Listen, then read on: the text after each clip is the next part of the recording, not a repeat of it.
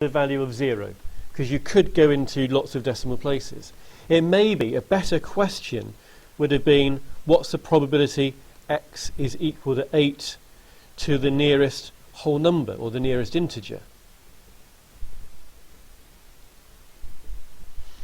Now, if I just sketch that diagram again, 2, 12, 0.1, x and f of x. If it's 8 to the nearest integer, say 8 is about here, how could I represent that on this drawing here?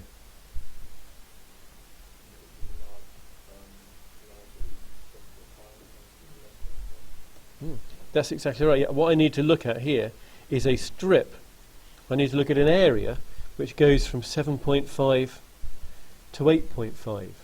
And if what up here we had meant what's the probability is 8 to the nearest whole number, then actually we're looking at that strip of area there between 7.5 and 8.5. So continuous, the probability it takes any specific value is always 0, because you can just go into more and more decimal places. Probabilities will always be ranges. So that one there we said, well, that's actually the same as 7.5 to 8.5. Now these inequality signs here, do I need to put the extra equals bars on them or not?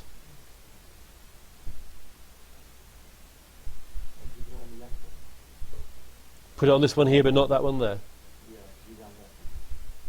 Does that seem sensible?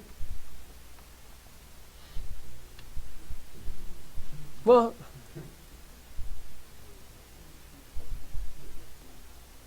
does it actually make any difference? If I put that bar there, I'm including the specific probability it's actually equal to 7.5. But what is that probability? 0. So it doesn't matter. That's exactly it. Yeah, Rory, okay? It doesn't make any difference whether there are extra bars here or not, because the probability is actually exactly 7.5 is 0. The probability is actually 8.5 is 0. So it doesn't make any difference. Okay, it was almost a trick question there, sort of thing, okay? Right, let's just have a moment to regroup and sort of get a few of our thoughts down together. So, little sort of key facts section about continuous random variables.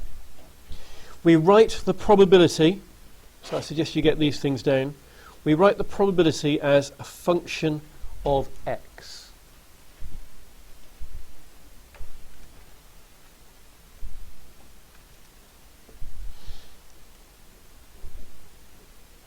This is just, it's not supposed to be a pie shape, it's just literally any old curve, and I have two limits here, a and b. That's f of x up there. If I tell you that x cannot exist outside of this range, so x can only take values between a and b, what do we know about the area here? Yeah, that area there is 1. Okay, so we know here that the area equals 1 because 1 is the total probability.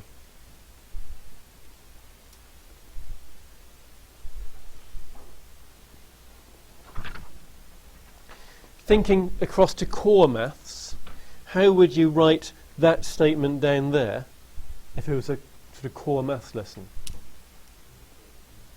Integral of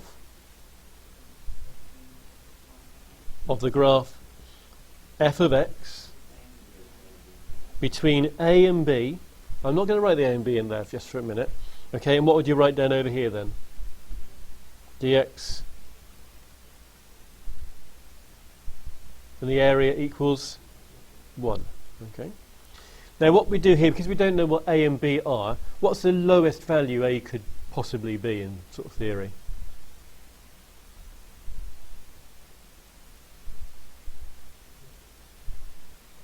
What's the lowest number you can think of, Richard? Can you think of a number lower than minus 253?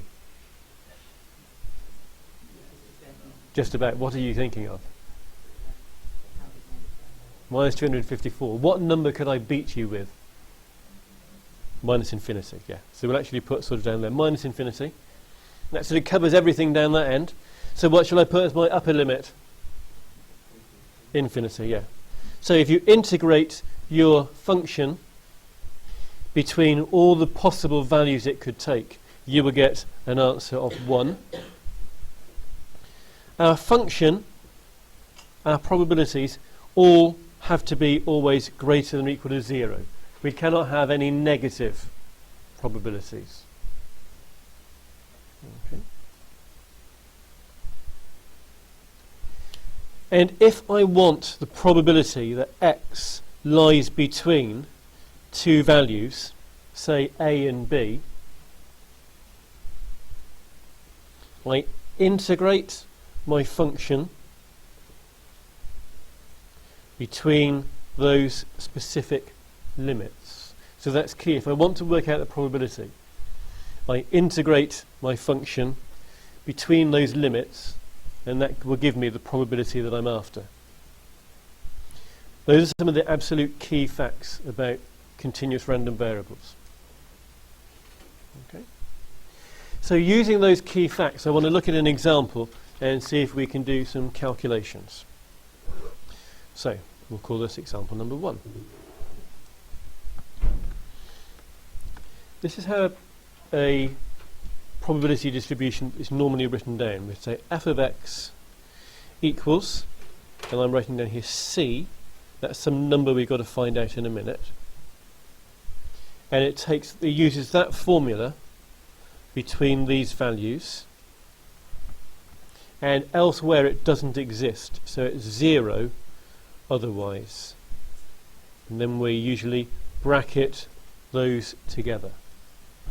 That's usually how we write these things down. And together, that thing there is called the probability distribution function.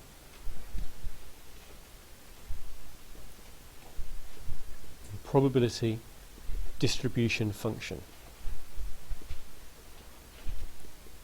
Hereafter known as the PDF. Okay, nothing to do with Adobe. Probability got there first.